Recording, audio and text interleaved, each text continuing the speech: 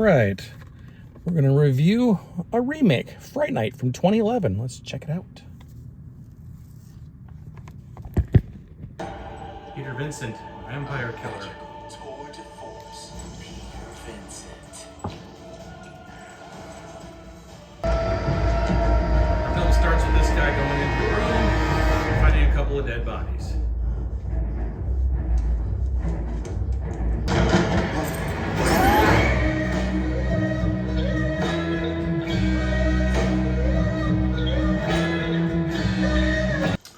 Anton Yelchin and Toni Collette, Is he ever gonna son and mother.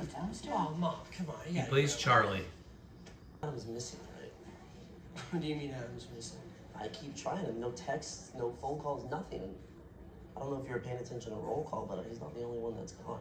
And his, Charlie's moving. I'm sorry. Jerry's moving in next door to Charlie. I'm Amy. It's Colin Farrell. Imogen Pitts plays girlfriend Amy. So Jerry is our new neighbor. His friend Ed doesn't trust his neighbor. That guy, your neighbor? Yeah, he's a vampire, man. My neighbor. Yeah. Next door. Yeah. Twilight. That's fiction, okay? This is real.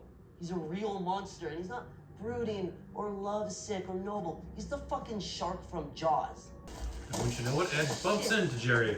Back the fuck up, man. I'm armed. I know how to use this thing.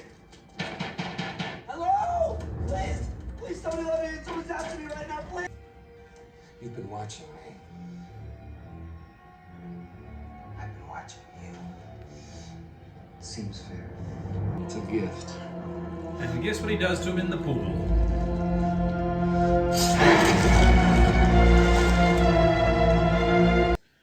So the next day when Ed's not around, he goes to Ed's house and his parents let him in and he spies on his videos. Pieces of cloth that she Amy comes over. History for. Charlie's spying on Jerry, who has a young lady. Uh-oh. Oh, Jesus. Whoa, maybe it's not a big deal. A little later on, he hears a scream.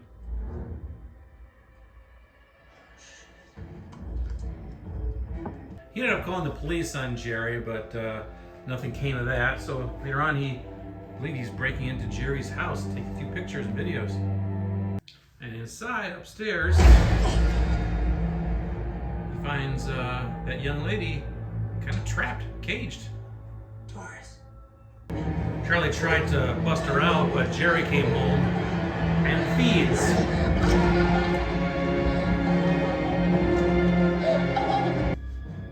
After Jerry leaves, he goes in to try to rescue her. She's still alive. She's seen better days, though. So they leave, but guess what? Sun's out. She's already been turned. He goes to meet Peter Vincent from the guys that he's a journalist. Articles, vampires separating myth from fact. You want a quote? That's a shit idea for an article. It was an illusion. Meaning bullshit. Mr. Vincent doesn't buy any of it. Yeah, fair enough. But say I wanted to kill a vampire. Jerry the vampire. Do you think I don't know how this sounds? I mean, 2 days ago I would have laughed in my face. But Peter Vincent kicks him out, basically. Meanwhile, Jerry continues to feed on innocent victims. Jerry tries to get an invitation into the house. I'd rather not take this to the authorities, but I will. He says that Charlie's harassing him. He's sick. Deluded. Charlie's mom refuses to let him in, so what does Jerry do? He starts digging in their yard. There's a reason for it. The gas line.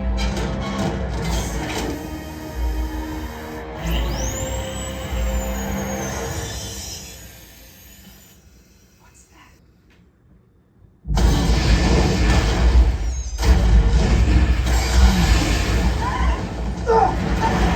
They managed to escape in their car and they bent the rim on his motorcycle, which he promptly tosses at them.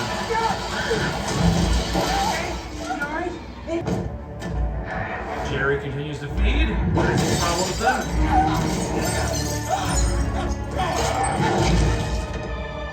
Not the cross, Charlie. And he catches them.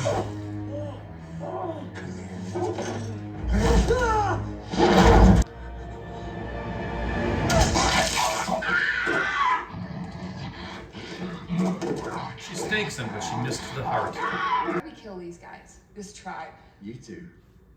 You don't. They go back to Peter Vincent. It's a strong breed. You're gonna need an army. Stay away. Evil Ed shows Oh, up. is that itchy bitchy little sticky for me? It's a crucifixion, man. It's lethal to you. Yeah. It's old school nice. I have to get pretty close to use that thing now.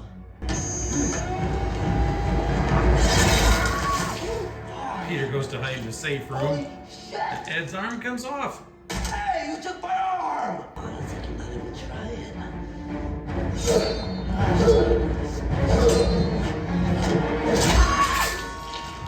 Doesn't kill him though. And then Jerry shows up. And gets some holy water.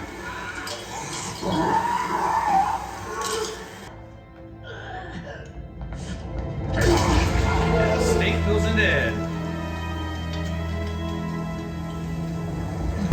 Charlie and Amy flee and end up in a club where they get separated and Jerry takes her. He spreads some blood on his lips, his own, and kisses her and gives her a taste. Listen, man, listen to me. He's dangerous. Are you? But Jerry's not done.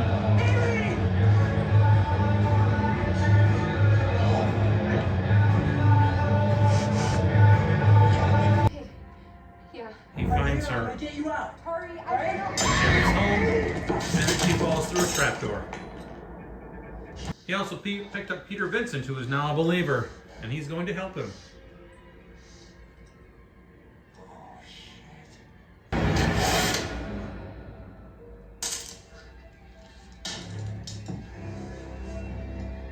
She's all yours. There are several vampires down here, and they're waking up.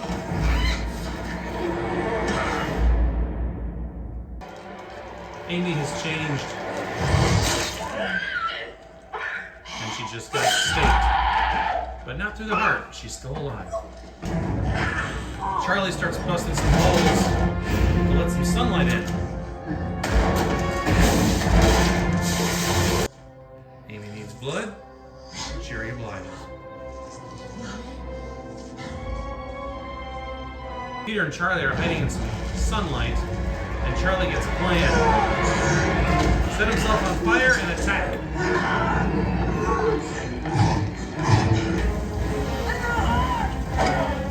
And he gets him, stakes him, right where it counts. And that's the end of our vampire.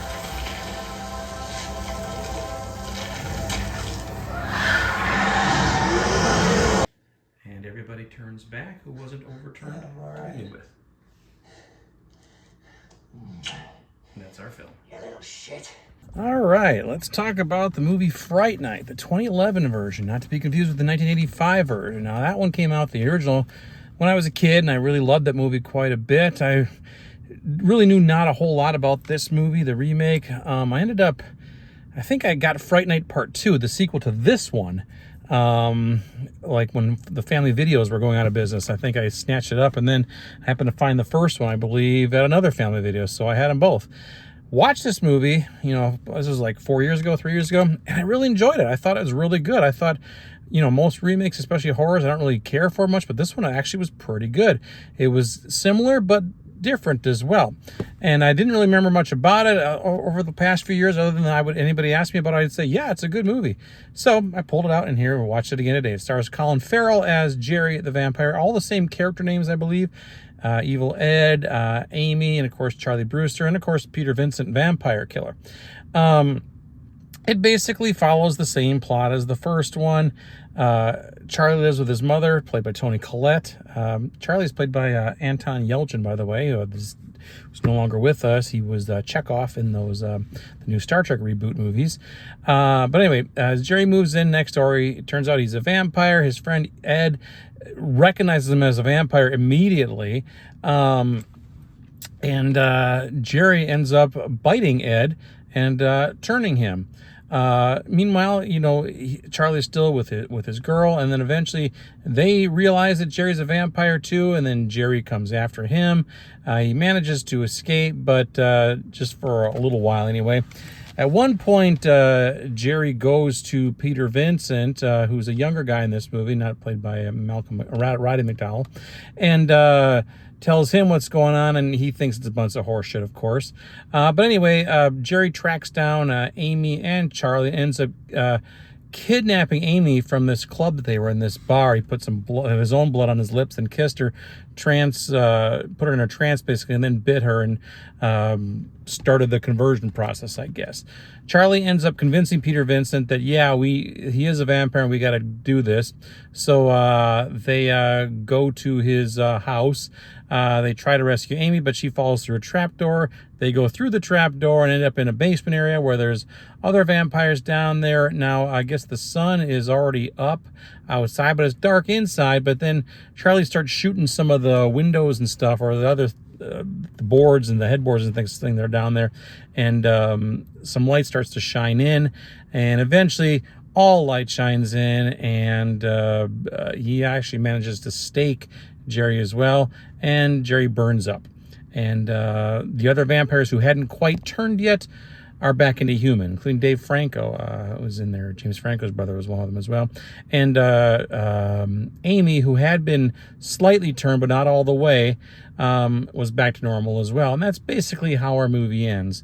Again, there were some similarities too. Like, there's a famous scene in the first film where Amy, her back is turned. She said, "You promised you wouldn't let him get me." And then the camera turns around. She's got these gigantic fangs all over her face, like some sort of alien creature.